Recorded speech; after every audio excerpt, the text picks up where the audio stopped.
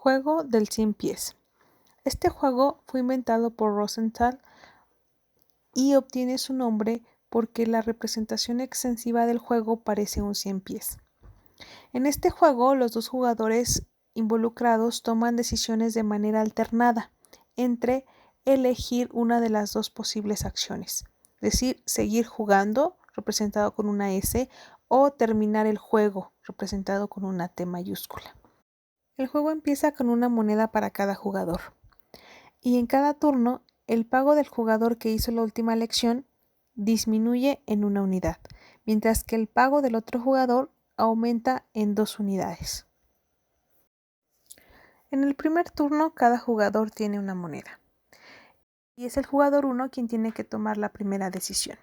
Entonces, si este jugador decide seguir, su pago se disminuye en una unidad de 1 a 0, mientras que el pago del jugador 2 aumenta de 1 a 3 monedas. Si decide terminar el juego, entonces se queda con los pagos de una unidad para cada jugador. Ahora es turno del jugador 2. Si este decide terminar el juego, se queda con el pago de 3 unidades, mientras que el jugador 1 se queda con 0. Si decide seguir, entonces su pago disminuye en una unidad, de 3 a 2, mientras que el pago del jugador 1 aumenta en 2 unidades, de 0 a 2. Y ahora le toca volver a jugar al jugador 1, el cual debe elegir si quedarse con las 2 monedas o seguir, en cuyo caso su pago se disminuiría en una unidad y el del jugador 2 aumentaría, y así sucesivamente. Note que en los turnos nones el jugador 1 es quien decide y en los turnos pares es el jugador 2. Por ejemplo, aquí en el quinto turno debe elegir el jugador 1. Si seguimos extendiendo esta representación del juego, de tal manera que cada jugador juegue 50 veces, entonces visualizaremos una representación del juego como un 100 pies, considerando que si cada jugador juega 50 veces, entonces el juego tiene 100 nodos de decisión y por lo tanto 101 nodos finales, correspondientes a los 100 pies. Este se considera un juego de información perfecta, dado que todos los conjuntos de información son unitarios, es decir, en cada uno de los turnos el jugador sabe cuál fue la decisión que se tomó en el turno anterior y sabe en dónde está parado. Para resolver este juego tendríamos que resolver cada uno de los subjuegos propios. En este caso, dado que se tienen 100 nodos de decisión y que todos son conjuntos de información unitarios, 99 subjuegos propios y 100 subjuegos. A pesar de que el juego se juega en 100 turnos, el juego solo tiene 2 jugadores que juegan varias veces alternadamente. Las acciones de cada jugador son las mismas, terminar o seguir. Y en cuanto a las estrategias, bueno, cada jugador tendría 2 a las 50 estrategias puras. Aun cuando el juego tiene 101 posibles trayectorias, los perfiles estratégicos son muchos más, ya que son combinaciones de las estrategias de los jugadores. En este caso son 2 a las 100 perfiles estratégicos. Si solucionamos este juego con inducción hacia atrás, es decir, encontrando los equilibrios de Nash para cada subjuego propio, partiendo del último que se juega, es decir, del turno 50 al 49, 48 y así hasta llegar al primer turno.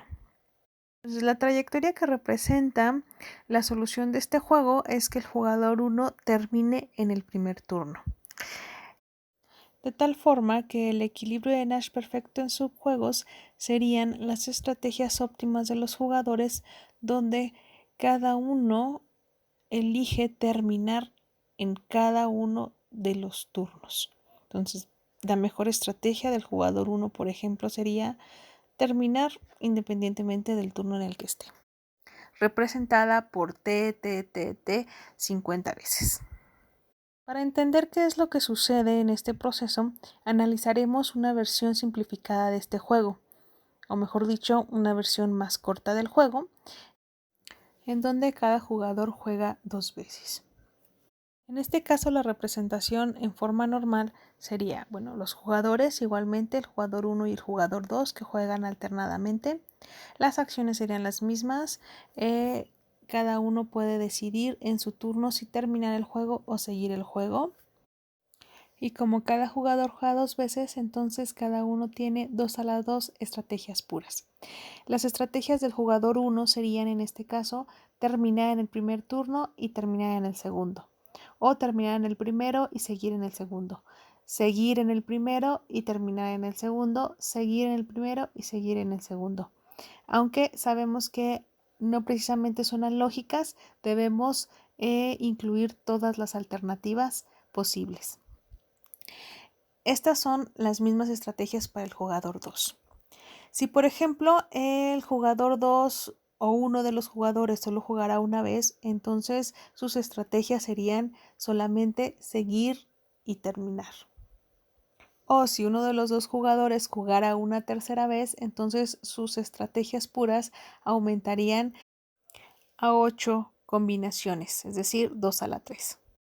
Asimismo, en este caso tenemos 2 a la 4 perfiles estratégicos, construidos a partir de las combinaciones de las estrategias puras de los dos jugadores.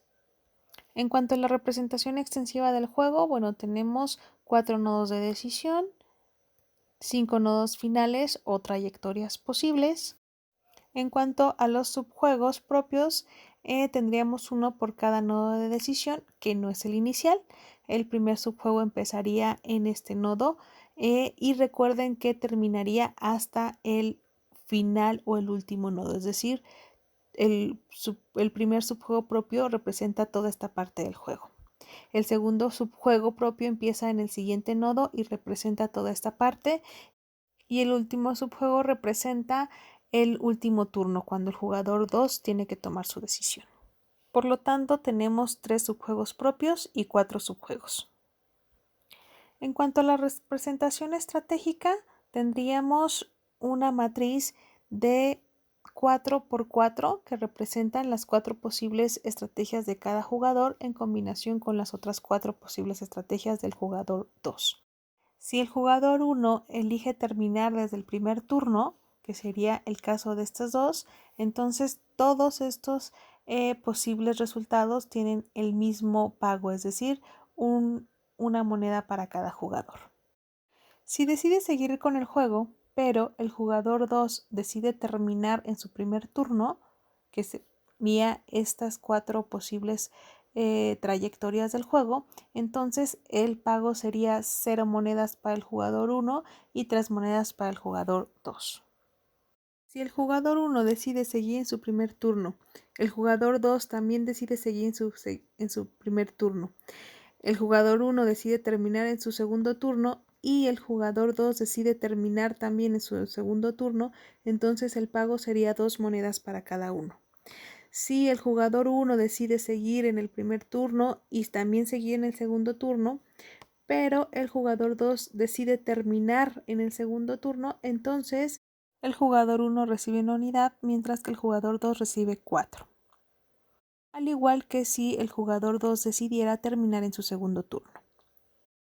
Y por último, si ambos deciden seguir en ambos turnos, cada uno obtiene un pago de 3 monedas.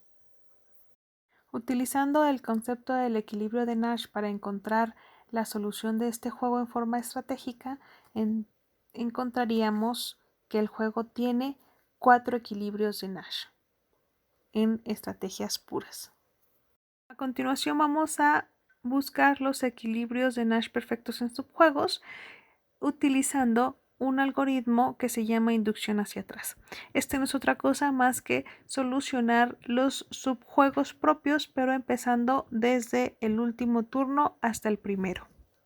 Debido a que si quisiéramos encontrar la solución del primer subjuego, del más grande, tendríamos que saber cuál sería la solución del segundo subjuego, es decir, que elegiría el jugador 2 en su tercer turno. Y a su vez, para solucionar este otro, tendríamos que saber cuál sería la mejor estrategia del jugador 2 en su segundo turno, que sería solucionar el subjuego 3. Entonces, para este subjuego, solo tenemos que elegir cuál sería el mejor pago para el jugador 2. En este caso sería 4 y por lo tanto la estrategia sería elegir terminar. Entonces utilizamos este resultado para solucionar el siguiente subjuego, que consiste en seleccionar el mejor pago para el jugador 1, que en este caso sería 2 y por lo tanto la estrategia del jugador 1 en su segundo turno debería ser terminar. Igualmente volvemos a utilizar este resultado para solucionar el primer subjuego, en el cual es el jugador 2 quien tiene que decidir su mejor estrategia. En este caso sería terminar, ya que le da un mayor pago. Y por último, en el primer turno elige el jugador 1, el cual tendrá que decidir si terminar el juego y ganar una unidad o seguir el juego y ganar 0 unidades. Y dado que es racional, pues elegirá terminar el juego. De tal forma que la trayectoria del equilibrio de Nash perfecto en sus juegos es que el jugador 1 termine el juego en el primer turno. Con lo cual cada jugador se queda solo con una moneda. Para encontrar las estrategias óptimas, tendríamos que definir cuál es el perfil estratégico de este equilibrio de Nash, el cual indica que el jugador 1 jugaría T en su primer turno y T en su segundo turno. Y el jugador 2 igualmente jugaría T en su primer turno y T en su segundo turno, siendo estos perfiles estratégicos los correspondientes a el equilibrio de Nash perfecto en subjuegos. Regresando al juego del 100 pies. Aun cuando los pagos en general aumentan conforme más turnos se jueguen, la mejor estrategia de ambos jugadores es terminar con solo una moneda cada quien, independientemente de quién empiece el juego o quién tenga el último turno.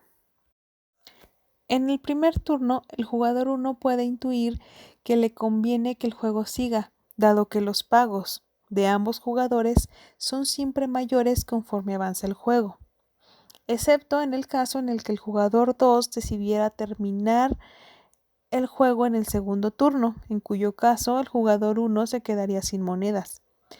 Parece de hecho muy poco probable que esto suceda, pues los pagos del jugador 2 también aumentan conforme avanza el juego. De hecho, podría llegar a tener hasta 52 monedas.